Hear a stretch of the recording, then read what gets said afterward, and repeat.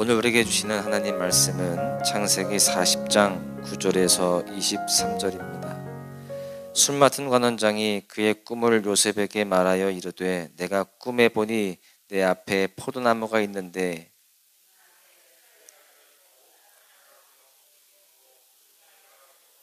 내 손에 바로의 잔이 있기로 내가 포도를 따서 그 즙을 바로의 잔에 짜서 그 잔을 바로의 손에 들였노라.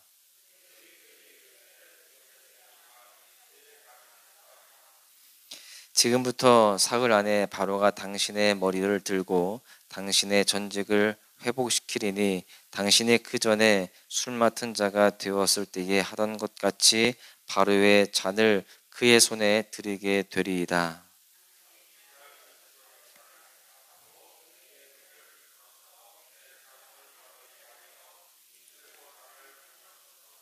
나는 히브리 땅에서 끌려온 자요 여기서도 옥에 갇힐 일은 행하지 아니하였나이다.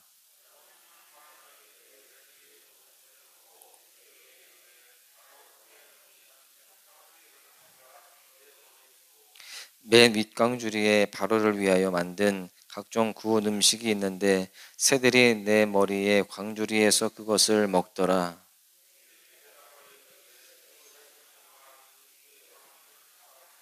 지금부터 사흘 안에 바로가 당신의 머리를 들고 당신을 나무에 달리니 새들이 당신의 고기를 뜯어 먹으리이다 하더니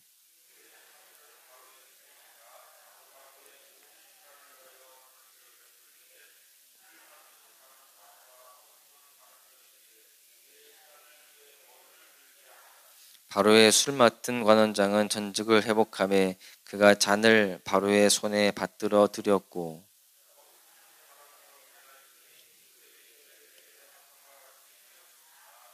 술 맡은 관원장이 요셉을 기억하지 못하고 그를 잊었더라. 아멘. 할렐루야. 우리는 성경을 읽으면서 수많은 인물들을 만나게 됩니다. 그리고 그들이 하나님 앞에서 어떠한 인생을 살았는지를 보면서 큰 교훈과 도전을 받게 됐죠.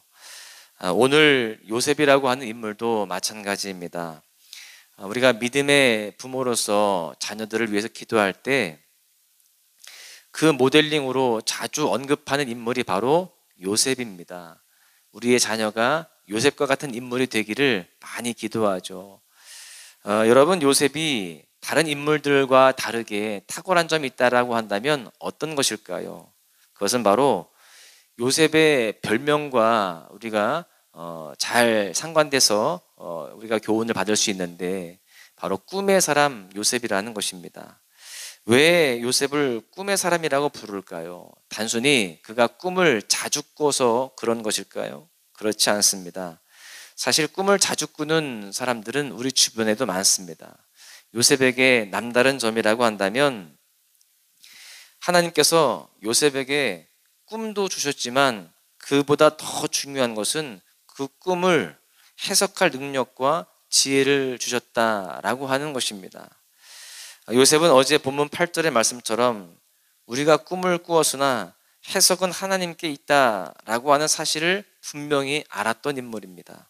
그리고 하나님께서 특별한 은혜로 요셉에게 그 꿈을 정확히 해석할 수 있는 지혜를 주셨기 때문에 우리는 요셉에 대해서 꿈의 사람이다라고 그렇게 부르고 있는 것입니다.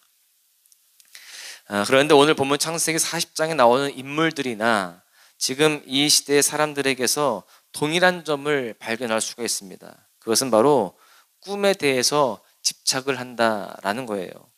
오늘 본문에 나오는 술 맡은 관원장과 떡 굽는 관원장도 마찬가지입니다.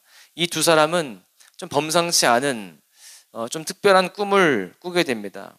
이 꿈의 의미를 그들은 알고 싶었어요. 그런데 도저히 해석할 방법이 없어서 근심 가운데 살게 됩니다. 사실 본문을 읽는 우리들도 마찬가지예요.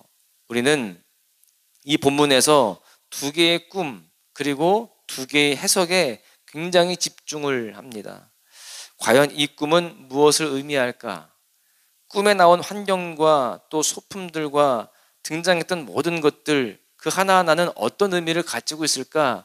그 꿈에 대해서 굉장히 중점적으로 살펴보려고 합니다. 여러분들 우리가 이 꿈에 대한 해석들 중요해요. 그런데 이것보다 더 중요한 포인트가 있습니다. 이 40장에서의 포인트는 두 관원들이 꾼 꿈의 내용이나 그리고 그들의 운명이 상반되게 갈리는 것, 그것보다 더 중요한 것이 있다라는 거예요. 오늘 그 꿈을 해석하는 요셉에게 초점을 우리는 모아야 됩니다. 그 꿈의 내용 해석해서 그 두 인물의 인생이 갈려지게 되는 것, 그것보다 더 중요한 초점은 바로 요셉이라는 거예요. 본문의 핵심은 자신에게 은혜를 베풀어 잊지 말고 기억해달라, 이 요셉의 요청입니다. 그리고 자신을 기억해달라는 요청과 달리 술 맡은 관원장이 요셉을 기억하지 못하더라. 이것이 정말 이 대조가 되면서 가장 우리에게 강력한 은혜를 주는 그 초점이 되어진다라는 것입니다. 여러분, 그렇습니다. 이 40장에서의 키워드는 기억함입니다. 기억함. 함께 고백해 볼까요? 기억함. 본문 14절에 보시면 당신이 잘 되시거든 나를 생각하고 내게 은혜를 베풀어서 내 사정을 바로에게 아뢰어 이 집에서 나를 건져주소서. 지금 요셉은 술 맡은 관원장에게 꿈을 해석해 주면서 어떤 다른 걸 요청한 게 아닙니다. 내가 꿈을 해석해 주었으니 거기에 따른 돈을 달라, 또 어떤 대가를 좀 이렇게 치러달라, 그런 게 아닙니다. 그저 풀려나면 자기를 잊지 말고 생각해 달라고 부탁을 합니다. 실제로 요셉의 해석대로 술 맡은 관원장은 풀려나서 복직을 하게 되죠. 그런데 그 결정적인 순간에 그는 요셉을 기억하지 않고 잊어버립니다. 23절에 보십시오. 술 맡은 관원장이 요셉을 기억하지 못하고 그를 잊었더라. 아까 읽었던 14절, 요셉이 나를 좀 생각해달라, 이 생각하다와 지금 23절에 술 맡은 관원장이 기억하지 못하고 해서 이 기억하다라는 이 두 단어는요, 사실 히브리 단어로 봤을 때, 원어로 봤을 때 같은 의미입니다. 그런데 성경에서 이 기억하다라고 하는 단어는 단순히 사람의 기억력만 의미하는 것이 아닙니다. 이것이 하나님과 관련되어서 사용될 때는 하나님의 속성을 나타내주는 중요한 단어로 재해석이 됩니다. 기억하다라고 하는 이 히브리 단어는 사실 그 이전에 쓰였을 때에 제일 먼저 노아의 홍수 사건에서 쓰이게 돼요. 창세기 8장 1절에 보시면 하나님이 노아와 그와 함께 방주에 있는 모든 들짐승과 가축을 기억하사 하나님이 바람을 땅 위에 불게 하심에 물이 줄어들었고, 홍수가 나서 물이 가장 범람했을 때 하나님께서 노아를 기억하셨다는 거예요. 그리고 이 하나님의 기억하심이 전환점이 됩니다. 기억하심을 통해서 모든 그 상황들이 바뀌어지게 돼요. 그래서 물이 빠지고 묻이 드러나게 됩니다. 여러분, 그렇다면 여기에서 기억하셨다라는 말은 단순히 과거에 잊혀졌던 것들이 머릿속에서 떠올랐다라고 하는 그런 기억력의 의미만 있겠습니까? 그렇지 않습니다. 기억하다라는 히브리 단어는 조금 더 적극적으로 생각이 난 뒤에 돌보는 행위까지를 다 포함하고 있는 단어입니다. 하나님께서 그 노아와 그 모든 상황들을 기억하사, 그리고 나서 끝나는 것이 아니라, 생각나는 것으로 멈추는 것이 아니라 그 모든 상황들을 바꿔주시는 거예요. 그 물이 다 빠지게 하고 묻이 드러나는 회복의 역사가 일어나게 되었다라는 것입니다. 여러분, 그렇습니다. 지금 이 홍수 사건 속에서 알 수 있듯이 기억함이라고 하는 단어는 그 언약의 그 모든 상황들을 하나님께서 책임져 주시고 또 그것을 이루신다라는 것을 우리는 알 수 있습니다. 하나님의 약속과 신실하게 지키심, 그것이 내포가 되어 있는 단어가 바로 기억함이라고 하는 단어입니다. 그런데 이 기억함과 연관되어서 중요한 개념이 또 나오는데, 그것은 바로 우리가 잘 알고 있는 헤세드라고 하는 단어입니다. 번역하면 이 헤세드는 은혜라고 하는 것이죠. 14절을 다시 한번 보시면 당신이 잘 되시거든 나를 생각하고 내게 은혜를 베풀어서, 지금 요셉이 무엇을 요청합니까?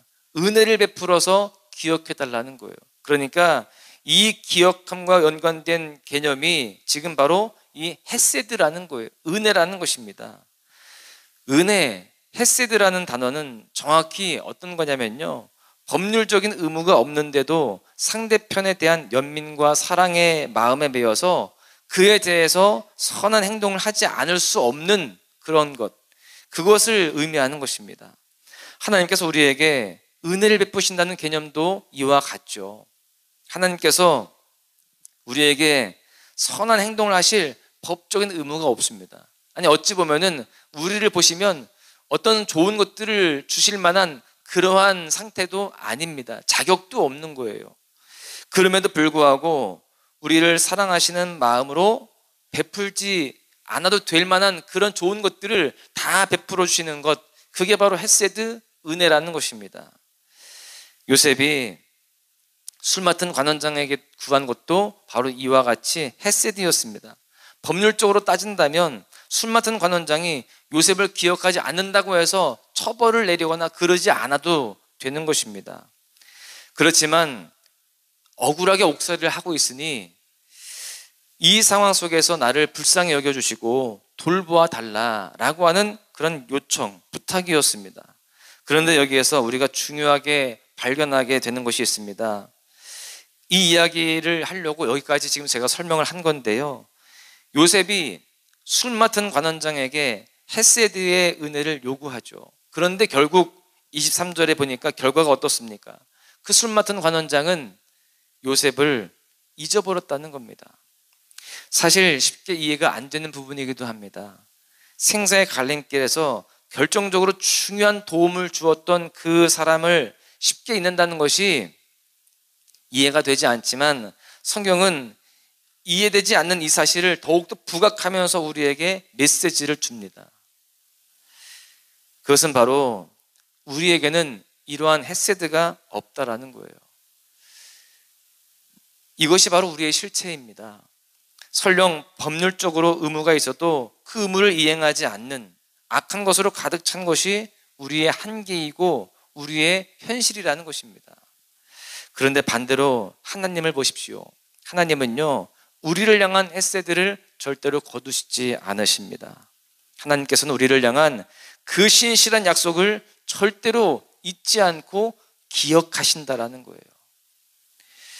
마땅히 기억해야 할 술 맡은 관원장에게 없었던 그 헤세드가, 우리에게 없었던 그 헤세드가 기억할 의무가 없는 하나님께는 있더라라는 겁니다.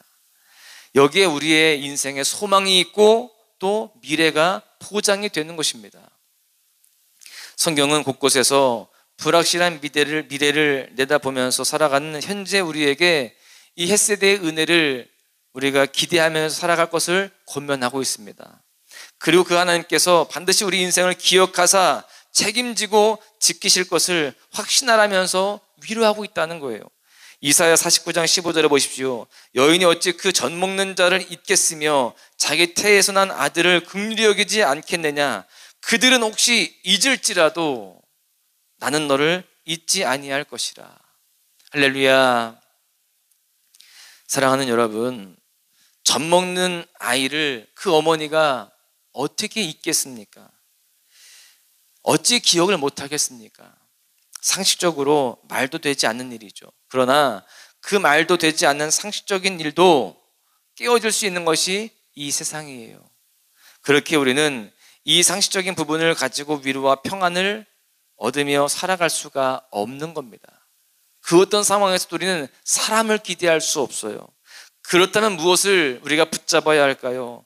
우리를 향한 하나님의 헤세드입니다. 우리를 향한 기억함이라는 거예요. 오늘 본문에서는 확인할 수 없지만 앞으로 우리가 요셉의 인생이 어떻게 열려지고 펼쳐지는지를 우리는 이미 잘 알고 있죠. 순간순간 하나님께서 그의 인생에 개입하시고 요셉이라고 하는 인물을 잊지 않으시고 신실하게 일하시는 하나님의 놀라운 은혜의 손길들을 우리는 명확하게 볼 수가 있습니다. 여러분, 우리는 상식의 부스러기를 먹고 살아가는 사람들이 아닙니다.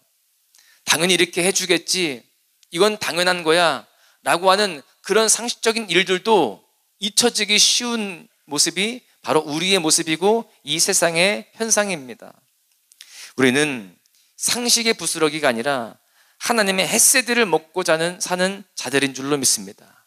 하나님이 우리의 소망이 되어주시고 그 하나님만이 우리를 기대하게 하는 유일한 그러한 소망이 되는 줄로 믿습니다. 이 세상 끝날까지 우리와 함께 하시겠다라고 약속하신 하나님이 우리와 함께 계세요. 하나님은 오늘도 그 약속을 기억하시고 우리 인생 가운데 깊숙이 개입하고 계시는 줄로 믿습니다. 그 손길이 느껴지든 느껴지지 않든 하나님은 지금도 변함없이 일하고 계신다라는 사실이에요. 우리는 그래서 세상 사람들이 우리를 기억하지 못하는 것에 마음 아파하고 상처받을 필요가 없습니다. 주변 사람들이 우리에게 헤세드를 베풀지 않음에 대해서 속상해할 것도 없어요. 하나님은 우리를 끝까지 기억하여 주십니다. 그 사실만이 우리에게 위로가 되어지고 참 소망이 되어야 됩니다.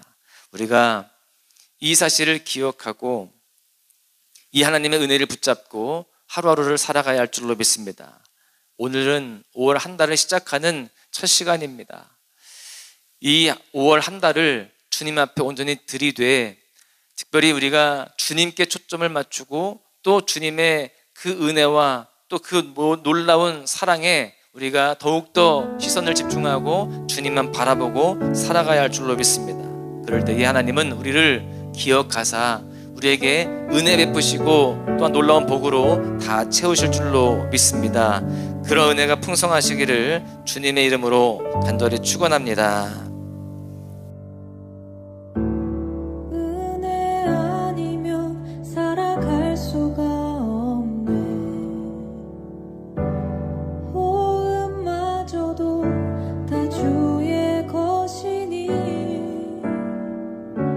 세상 평안과 위로 내게 없어도 예수 오직 예수뿐이네. 은혜 아니면 살아갈 수가 없네. 호흡마저도 다 주의 것이니 세상 평안과 위로 내게 없어도 예수 오직 예수뿐이네.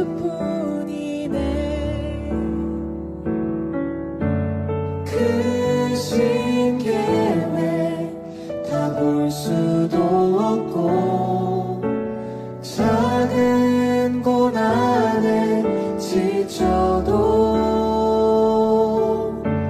주께 묶인 나의 모든 삶 버티고 견디게 하시네.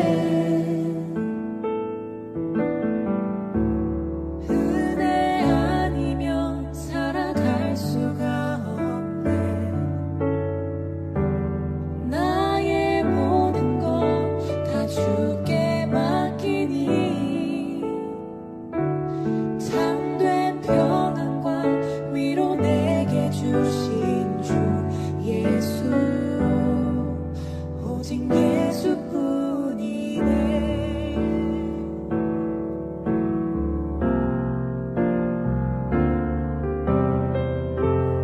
은혜 아니면 살아갈 수가 없네.